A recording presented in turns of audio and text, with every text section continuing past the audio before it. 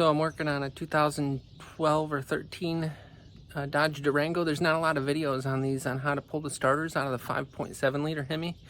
It sounds a lot more complex than it is with the right tools. So I'm going to show you how I do it. It'll save you a lot of time. You don't need to drop the exhaust. You don't need to drop the drive shaft. And hopefully it saves you a lot of time too. So here we've got it up on jack stands. Pull the front splash cover out. And right up through here is there's plenty of room all the way to the starter. It's deep, you'll need long extensions.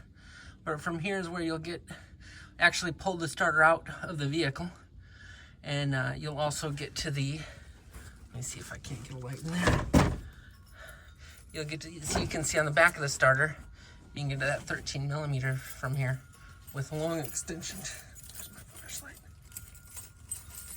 Got a small keychain flashlight that works good for these. All right, see? Right up there, you can see that, the bolts for the back of the starter.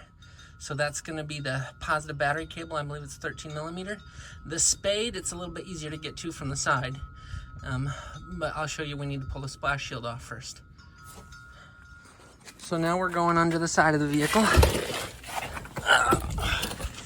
And the first thing we'll do, so you got the front half shaft here and the lower control arm.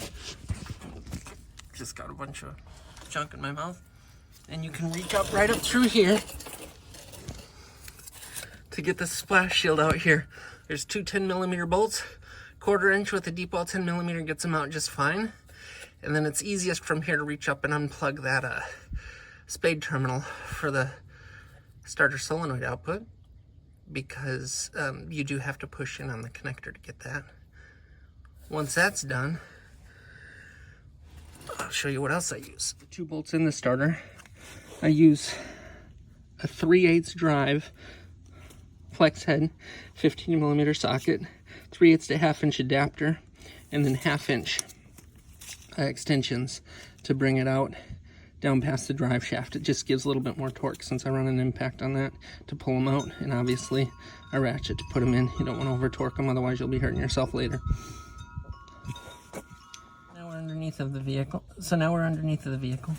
And this is where, in order to get to the 2 bolts that actually hold the starter in, you're snaking between the transmission, the drive shaft to get the lower one out, and then between the converter, the catalytic converter, and the front drive shaft to get the top one out.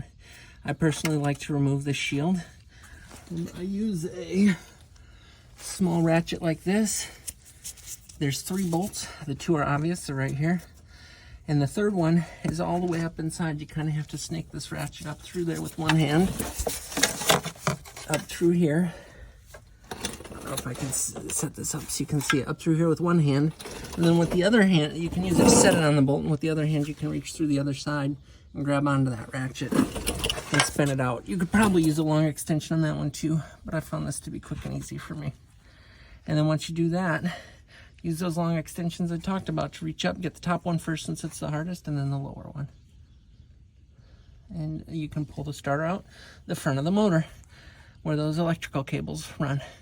Always double check the spade connector for the starter relay. Make sure that it's got good drag on it and it's nice and clean. If there's any rust or bad drag, you'll want to replace that, because that could actually create a lot of your issues.